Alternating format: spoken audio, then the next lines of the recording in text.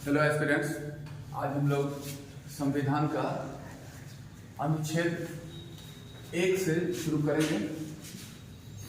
कुछ important facts. तो article 1 में लिखा है कि India is Bharat that shall be union of states, के इंडिया भारत है जो राज्यों का संघ है। तो इससे हम लोग जो डिराइव करेंगे यह कि आर्टिकल 1 में लिखा है देश का नाम, जो कॉन्स्टिट्यूशनल नेम इंडिया और भारत, और जो है राज्यों का संघ। तो भारत एक संघ है, संघ यूनियन को कहा जाता है। यहां पर फेडरल सिस्टम है, लेकिन भारत को संविधान में कहीं फेडरल शब्द का यूज नहीं किया गया, संघ ही कहा गया, क्योंकि फेडरल में अलग अलग राज्य इकाई मिलकर बनाते हैं संघ। भारत में ऐसा था नहीं, इसलिए संघ कहा गया। और इस संघ के सदस्य जो होते हैं सभी राज्य होते हैं। और जो भारत एक संघ है तो सभी राज्य मिलाकर संघ है। हालांकि भारत क्षेत्र को इससे डिस्टिंक्ट किया गया है, जिसमें राज्य के अलावा केंद्र शासित प्रदेश भी आते हैं। लेकिन जहां पर संघ सिर्फ है तो वहां पर सिर्फ आता है कि सभी राज्य। यही है इसका इंपॉर्टेंस। नेक्स्ट है आर्टिकल 2, इसी से रिलेटेड है, जो कहता है ये जो संघ है इसमें सदस्यता, मतलब इसको रेगुलेट करेगा कौन, तो इसमें सदस्यता देगा कौन या सदस्यता समाप्त करेगा कौन, तो ये दिया गया है अधिकार, संसद को अधिकार है। संसद का अधिकार दिया गया है कि संघ की सदस्यता दे।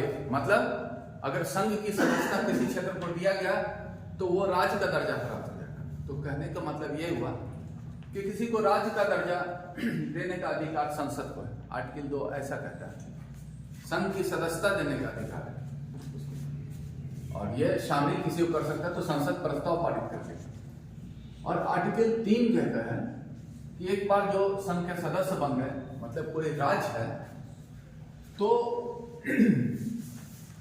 वो राज्य इनडिस्ट्रक्टेबल नहीं। संसद चाहे तो कभी भी उसकी प्रकृति को बदल देगा, उसके साइज, शेप, आकार, एक राज्य से दूसरा राज्य, दो राज्य को मिला के एक राज्य कर सकता है। ये पूरी तरह से संसद को दिया गया है।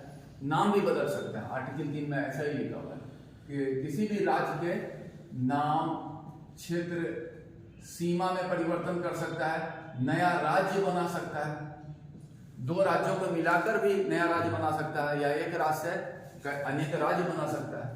ये सारा अधिकार जो दिया गया आर्टिकल 3 के अंतर्गत संसद को। लेकिन इस तरह का कार्य करने के लिए संविधान में प्रक्रिया का भी उल्लेख है, और वो प्रोसेस है ऐसा कि संसद में कोई भी निर्णय लिया जाता है प्रस्ताव के द्वारा, बहुमत से। तो उसको प्रस्ताव प्रस्तुत किया जाता है, फिर दोनों सदन के समक्ष रखा जाता है, पारित होने के बाद राष्ट्रपति हस्ताक्षर करते हैं, फिर अधिनियम बनता है, फिर लागू हो जाता है। तो उसमें यह कहा गया कि ऐसा प्रस्ताव, आर्टिकल 3 में जो बातें लिखी हैं उसको करने के लिए प्रस्ताव, उसको प्रस्तुत करने से पहले राष्ट्रपति की अनुमति चाहिए। राष्ट्रपति की अनुमति चाहिए। और यह भी लिखा है राष्ट्रपति अनुमति देने से पूर्व इस प्रस्ताव को उस संबंधित राज्य को भेजेंगे जिसकी प्रकृति प्रभावित होने वाली है। तो राज्य में भेजा जाएगा कि आपका क्या विचार है। राज्य इस पर निर्णय लेगा अपने विधान पालिका में, या तो जैसे एक राज्य से नया राज्य बनाया जा रहा है या नाम में परिवर्तन किया जा रहा है, राज्य प्रस्ताव पारित कर सकता है कि नहीं बनाया जाए या बनाया जाए, नाम परिवर्तन किया जाए या नहीं किया जाए, और वो भेज देगा राष्ट्रपति को। राज्य का जो निर्णय होता है इस संबंध में राष्ट्रपति पर बाध्यकारी नहीं होता है। मतलब वो कोई उसको आगे का क्या करना है, राज्य के निर्णय पर कुछ भी निर्णय नहीं करता, बस एक राज्य का ओपिनियन मिला। उसके बाद राष्ट्रपति चाहे तो अनुमति देगा और संसद में प्रस्तुत किया जाएगा। एक सदन पारित करेगा, जो पारित करने की प्रक्रिया आगे देखेंगे हम लोग।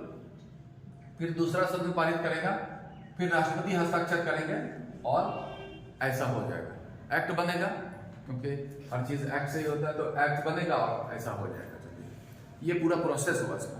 आर्टिकल 3 में जो अधिकार दिए गए हैं उसको पूरा करने के लिए प्रक्रिया का उल्लेख है।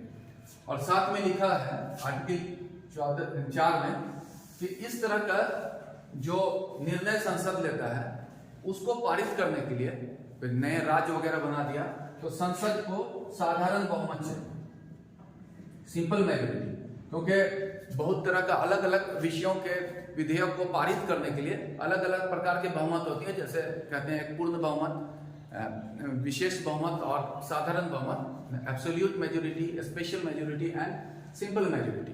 तो इस तरह के प्रस्ताव को पारित करने के लिए सिंपल मेजोरिटी की जरूरत होती है। आर्टिकल 4 ऐसा कहता है। तो ये सब जो प्रावधान है संविधान के, इन सब का उपयोग किया गया है था व्यापक रूप से, जो भारत में राज्यों का पुनर्गठन हुआ था। राज्यों का पुनर्गठन जिसको कहा गया रीऑर्गेनाइजेशन ऑफ स्टेट्स।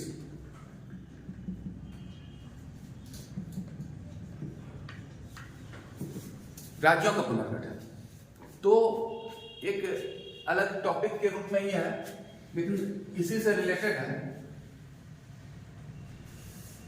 कि राज्यों का पुनर्गठन स्वतंत्रता प्राप्ति के पश्चात किया गया था व्यापक रूप से। उसका वजह यह था कि स्वतंत्रता प्राप्ति के पश्चात भारत में जब स्वतंत्र,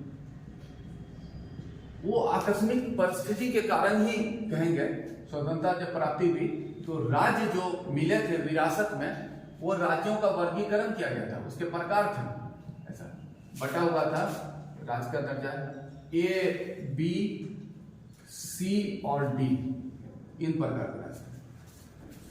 और वो एक तरह से कहा जाए जो अस्तित्व में आया था इस तरह का राज्य, वो एक आकस्मिक परिस्थिति में आया था। और ब्रिटिश सरकार जो अपने सुविधा के लिए राज्य बनाया था वो मिला था। तो उसमें था क्या, अगर हम लोग देखें ऐसा कि भारत पर जब अंग्रेज का शासन था तो उस समय वो क्षेत्र जो अंग्रेजों के अधीन direct under administration of British government था, उसको कहा जाता था ब्रिटिश इंडिया। और उसके बाद और जो क्षेत्र थे भारत के वो थे प्रिंसली स्टेट्स, या जिसको कहा जाता है देसी रियासत। हालांकि देसी रियासत सब अंग्रेजों के अधीनता स्वीकार कर चुके थे, शुरू से ही था, जैसे सहायक संधि या डॉक्ट्रिन ऑफ लैप्स वगैरह हुआ था। लेकिन 1857 के विद्रोह के बाद में देखा गया था कि ये देसी रियासत के शासकों ने अंग्रेजों को बहुत समर्थन दिया था, और अंग्रेजों ने माना भी था कि उनके समर्थन और सहयोग से ही वो अपने इस भारत उपनिवेश को बचा पाए थे। इसलिए उसके प्रति बड़ा सॉफ्ट हुए थे वो, और उसका अस्तित्व को रहने दिया था। तो जब भारत जब आजाद किया अंग्रेज इंडियन इंडिपेंडेंस एक्ट के द्वारा, तो उसने आजाद किया था, बोला कि हम मेरा जो है ब्रिटिश इंडिया को दिया, प्रिंसली स्टेट्स तो था ही नहीं, तो उसको जिसके साथ मिलना चाहे मिलेगा। तो इंटीग्रेशन ऑफ स्टेट्स हुआ था, वो एक अलग ही टॉपिक है हिस्टोरिकल। भारत मिलाया था जिसमें वल्लभ भाई पटेल की प्रमुख भूमिका भी थी, जिसके लिए उनको लौह पुरुष कहा गया। वीपी मेनन थे उनके सहयोगी। तो मिला था, भारत बना था, उसमें प्रिंसली स्टेट्स भी थे और ब्रिटिश इंडिया के भी थे। तो जो ब्रिटिश इंडिया के राज्य थे, वो ब्रिटिश इंडिया के जो राज्य अंग्रेजों ने जिस राज्य को बनाया तो ए में रखा गया था। उसके बाद जो है बी राज्य के अंतर्गत जो है देसी रियासत, जो बड़े देसी रियासत है, बड़े देसी रियासत प्रिंसली स्टेट वो थे, और कुछ कमिश्नरी क्षेत्र को भी रखा गया था। इसमें कुछ छोटे छोटे देसी रियासत प्रिंसली स्टेट्स उसको रखा गया था, और डी श्रेणी में अंडमान निकोबार ऐसा बना था। तो आजादी के बाद ऐसी स्थिति बनी थी। तो ये तो उस तरह से मिला था। लेकिन अब जब भारत आजाद हुआ और यहाँ पर लोक कल्याणकारी राज्य की स्थापना हुई थी, तब फिर नए सिरे से पूरे प्रशासनिक व्यवस्था बेहतर बनाने के लिए, जन विकास को बढ़ावा देने के लिए ये जरूरत महसूस की गई कि भारत में राज्यों का अपनी आवश्यकताओं के अनुसार, देश और जनता की आवश्यकता के अनुसार राज्यों का पुनर्गठन किया जाए। और इसी के लिए प्रयास शुरू हुआ। और चूंकि केंद्र सरकार को यह अधिकार है, हम लोग देखें अधिकार आर्टिकल 1 से 4 तक कि वो चाहे तो राज्य बना सकता है। तो उसी अधिकार का प्रयोग करके, लेकिन इन अधिकार का पूरा प्रयोग करने से पहले इस पर पूरा अध्ययन किया गया। तो अध्ययन करने के लिए कि किस तरह से किया जाए, तो अध्ययन करने के लिए जो शुरू हुआ, तो सबसे पहले एक समिति को बनाया गया था कि कैसे पुनर्गठन किया जाए। तो उसको एस के धर उसके अध्यक्ष थे, इसलिए उसको धर कमेटी कहा जाता है, धर कमेटी। इसका गठन हुआ था 1948 में ही, जून 1948 में हुआ था। तो इसमें यह दिया गया कि आप बताइए अध्ययन करके कि किस तरह से इस तरह का राज्य मिला है, किस तरह से बेहतर प्रशासन हो कि राज्यों का पुनर्गठन करें। तो उनके पास 2 टर्म ऑफ रेफरेंस था कि राज्यों का पुनर्गठन करने में किस चीज का ध्यान दिया जाए। एक तो था प्रशासनिक सुविधा, एडमिनिस्ट्रेटिव कन्वीनियंस, कि अच्छा प्रशासन किस तरह से होगा, बेटर मैनेजमेंट होगा एडमिनिस्ट्रेशन का, और दूसरा की भाषा, लिंग्विस्टिक बेसिस। तो एक एडमिनिस्ट्रेटिव कन्वीनियंस है, दूसरा लिंग्विस्टिक। ये 2 टर्म ऑफ रेफरेंस था और अध्ययन किया। और उन्होंने अपने रिपोर्ट जो उन्होंने दिसंबर 1948 में दिया, उसमें यही कहा था कि नहीं, भारत का राज्यों का पुनर्गठन किया जाना चाहिए था प्रशासनिक सुविधा के आधार। ये उनका रिपोर्ट था, लेकिन सरकार उसको लागू नहीं की। फिर से एक हाई लेवल कमेटी का गठन किया गया, जिसको कहा जाता है जेवीपी कमेटी, उच्च स्तरीय कमेटी था। इसका भी गठन हुआ था दिसंबर 1948 को। हाई लेवल कमेटी इसलिए इसमें जो उस वक्त के जो प्रमुख व्यक्ति थे, जवाहरलाल नेहरू, वल्लभ भाई पटेल और पी पट्टाभी सीतारमण, सिर्फ मंत्री थे, प्रधानमंत्री थे, गृह मंत्री थे। तो उन लोग के बने इसमें और फिर अध्ययन किया उन लोगों ने, और उन लोगों ने के पास भी यही 2 टर्म्स ऑफ रेफरेंस था। उन लोगों ने भी 1949 में जो रिपोर्ट दिया, रिपोर्ट में भी कहा था कि नहीं, भाषा नहीं बल्कि प्रशासनिक सुविधा, एडमिनिस्ट्रेटिव कन्वीनियंस, उसको आधार बनाया जाना चाहिए राज्यों का पुनर्गठन के लिए। ये जेवीपी कमेटी का भी रिकमेंडेशन था। लेकिन उस समय भारत के दक्षिणी भाग, जो कि दक्षिण भारत हुआ, वहां पर भाषा के आधार पर राज्यों का पुनर्गठन करने के लिए मांग की जाने लगी थी। और ये मांग आगे चलकर एक आंदोलन का रूप लिया था।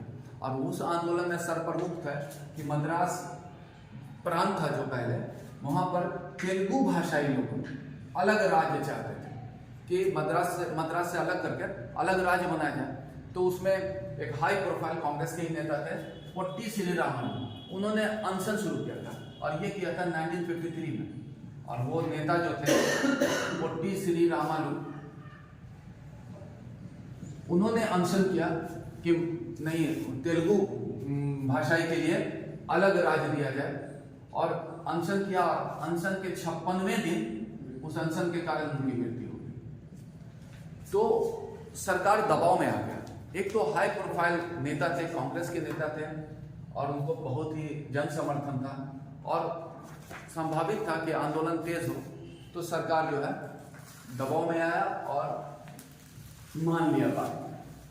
ठीक है, इस आंदोलन का प्रभाव था कि 1953 में भाषा के आधार पर पहला राज्य सरकार द्वारा बनाया गया था, वो था आंध्र प्रदेश, तेलुगु भाषाई के लिए।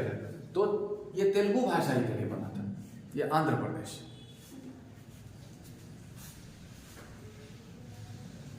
इसके बाद फिर से सरकार ने 1953 में इसके बाद फिर एक समिति गठन किया कि फिर से एक बार अध्ययन किया जाए कि किस तरह से राज्यों का पुनर्गठन किया जाना है। तो इसमें जो है फिर उसको कहते हैं 3 सदस्यीय समिति, जिसके थे फजल अली समिति के नाम से भी जाना जाता है, एक आयोग का गठन किया, 3 सदस्यीय आयोग का गठन किया गया। और उसको उसमें जो सदस्य है उसमें जस्टिस फजल अली, उसके बाद के.एम. पनिकर जो इतिहासकार, और एच.एन. कुंजरू, ये थे, और इन लोगों ने अध्ययन शुरू किया।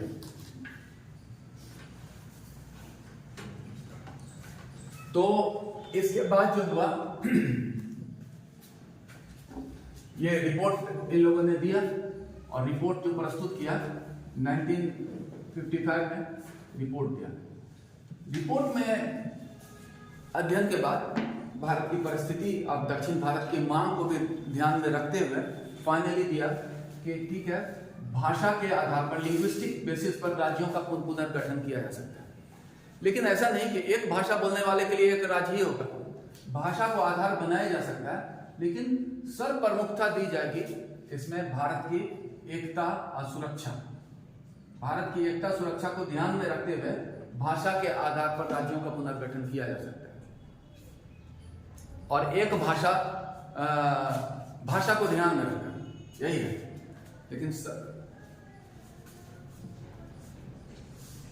ये था, और इस रिकमेंडेशन, इनके रिकमेंडेशन या इसके अनुशंसा के आधार पर संसद में प्रस्ताव पारित किया गया। एक संसदीय विधेयक पारित किया गया जिसको कहते हैं 7वां संविधान संशोधन अधिनियम।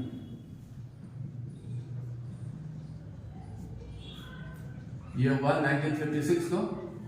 इसको कहते हैं राज्य पुनर्गठन विधेयक भी कहा जाता है, रीऑर्गेनाइजेशन ऑफ स्टेट्स एक्ट, राज्य पुनर्गठन अधिनियम 1956, रीऑर्गेनाइजेशन ऑफ स्टेट्स एक्ट या 7th कॉन्स्टिट्यूशनल अमेंडमेंट एक्ट कहा जाता है, जिसके आधार पर जो ये 3 सदस्यीय आयोग था, फजल अली आयोग के नाम से भी जाना जाता है, उसकी अनुशंसा के आलोक में भाषा के आधार पर 14 राज्य और 6 केंद्र शासित प्रदेश, जिसको यूनियन टेरिटरी है, यूटी, का अस्तित्व आया था।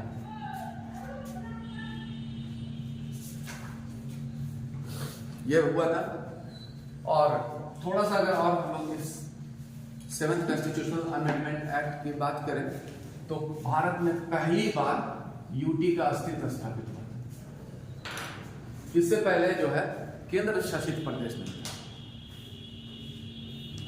और जोनल काउंसिल भी बनाया गया था, क्षेत्रीय परिषद जो कहते हैं, भारत को 5 क्षेत्र में बांटकर। तो इस तरह से आया था, और उसके बाद फिर आगे चलकर ये तो था, यहाँ तक हुआ राज्य पुनर्गठन। उसके फिर अलग अलग मांग हुई और बहुत से कारणों से राज्य बनते गए। जैसे अभी हम लोग ये कहें कुल भारत में 28 राज्य और 8 केंद्र शासित प्रदेश बन गए, उसमें चेंजेस हुआ जो पहले का केंद्र, तो वो अलग अलग अधिनियम से बना। ये यहाँ तक है राज्य पुनर्गठन। लेकिन इसमें एक चीज देखें हम लोग, पहला इस राज्य पुनर्गठन अधिनियम के बाद जो पहला फिर जो विभाजन हुआ था वो हुआ था 1960 में, बम्बई से लेकर।